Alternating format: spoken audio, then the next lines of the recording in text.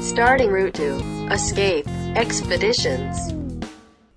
All right, so that leads us to our third and final game to review from Lokey's, and that is Detention. Jocelyn's gonna read us the story. As the door pulsates, a vision erupts in your head. It's 1973. 5 kids are detained by the Woman in White. She takes the children to a secret location.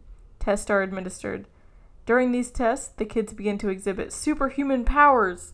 All of a sudden, the vision goes dark. The door continues to vibrate. Note, detention is not scary. Don't think that last note is part of the story, but yes, it is a good point to make. I just think it's funny. It is funny. Yeah, so when you first read the story, you think it's kind of like, I don't know, your worst nightmares from the 5th grade. Yeah. And at first, I was actually concerned that it was going to be scary, like it was going to be some lady abducting children, I don't know. That's why the note is there. I know, the note is exactly for people like me, who would call and be like, hello, I'm afraid. Can I play this game? And they would be like, yeah, you're dumb, just come play. Yeah. So as far as story goes, I think this game is Lokey's best example of story. Starts at the very beginning, and I thought was the best pre-game. Me too. Thing. This one, it was kind of surprising. It kind of leaves you going like, what? Like, am I actually supposed to, okay? And then once you realize what you have to do, the story just unfolds from there. And that, for me, I agree with you that this story was one of the most compelling out of the 3. Yeah, and it changes throughout the game and turns into a different story. Maybe what you wouldn't expect, which I love in a game. Yeah, and I also really liked that what you're doing in the actual game is affecting the story, but you don't even realize as you're doing it. The story just organically unfolds through how you interact with the space and the different things you discover in the game itself. And that, for me, made it even more fun than even just going in a room and doing puzzles. Yeah, and there were a lot of story elements that maybe you would have missed if your game master didn't take the time after the game to explain what each thing was. Yeah, that's why I think that the Act 3 part of this game also was really important to actually synthesize everything that happened, especially for us, because we're always concerned that we're going to run out of time because it's just the 2 of us. So we're trying to book it throughout a game, and sometimes, at least for me, I don't know about you, but I can miss things in the story just because I'm trying so hard to focus on the puzzles. Yeah. And that I would not recommend doing for this game because the story really is just that good, and figuring out what it is you're doing and why you're doing it to solve the puzzles will give you the story. You just have to be paying attention. Yeah, definitely. It's easy to focus on the puzzles and not the story. And this game had a lot of puzzles, but it also had a lot of story, so it was cool afterwards to be able to debrief and be like, okay, this puzzle was in relation to this. And absolutely.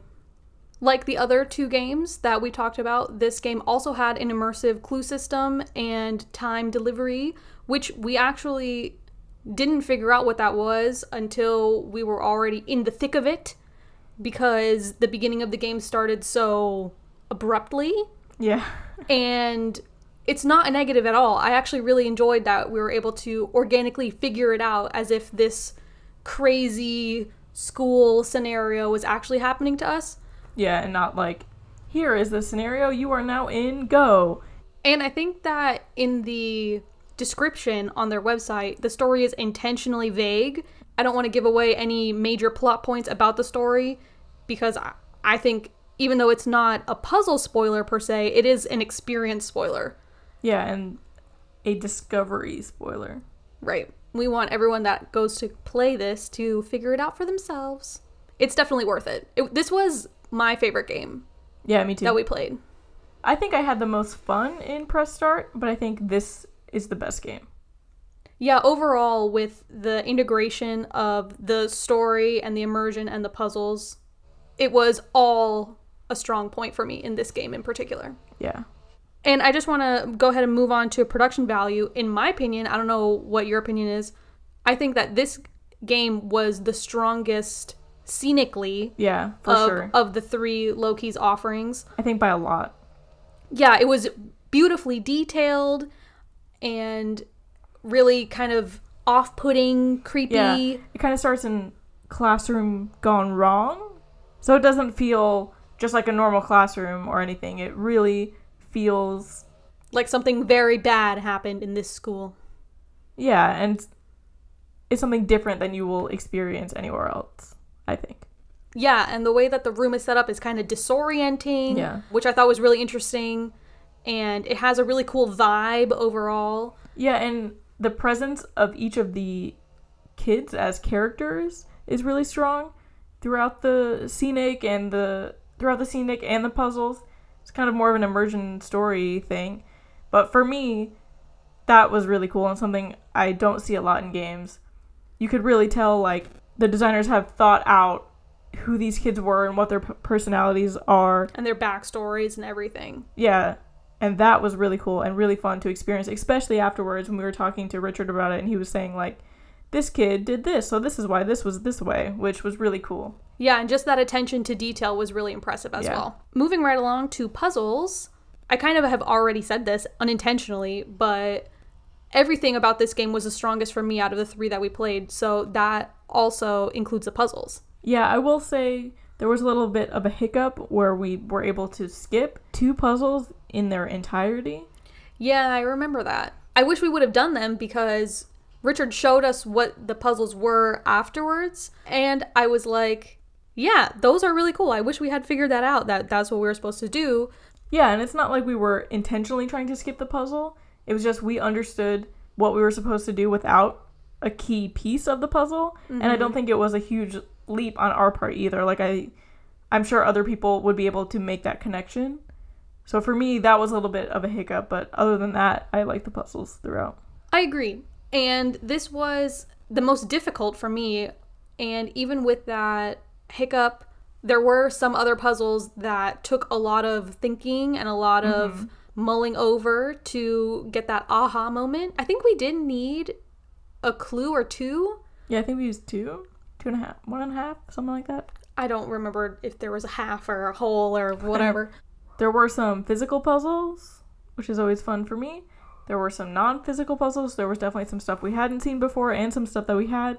So it was a big mix of puzzles, but it was all fun. Yeah, there was technical things. There was, like you said, physical things where you had to manipulate something. There were regular key locks, padlocks. So it was a large variety. Yeah, and there were a couple super fun surprises, both in puzzles and story. Yes, surprises that are not to be missed, in my opinion, both in the puzzle aspect and the story aspect. Are you getting the rum, rum, rum, rum? Yeah. Also, I apologize to all the listeners out there who can hear the people mowing our lawn outside. We'll see, maybe. If Jocelyn can cut it out, then this apology is for nothing because you're hearing a background of pure nothingness due to Jocelyn's excellent editing skills. But otherwise, if you hear a chainsaw outside, it's not a chainsaw, it's a guy cutting the grass, and I am sorry.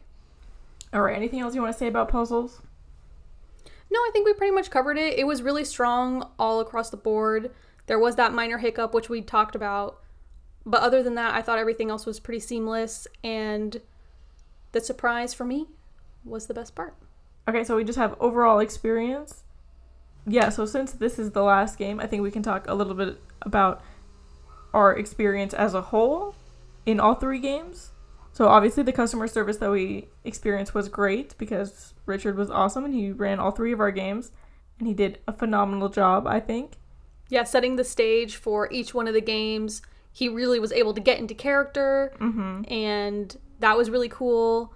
The 3-act experience that we talked about towards the beginning of the episode, I thought was a really unique aspect of this venue in general, something that we've never seen before, and I thought it really worked to make the traditional escape room feel more like a whole experience from when you enter the venue to when you leave, instead of just, you know, kind of a traditional enter the room and do the puzzles type situation. Your destination is on your right. The end of this review.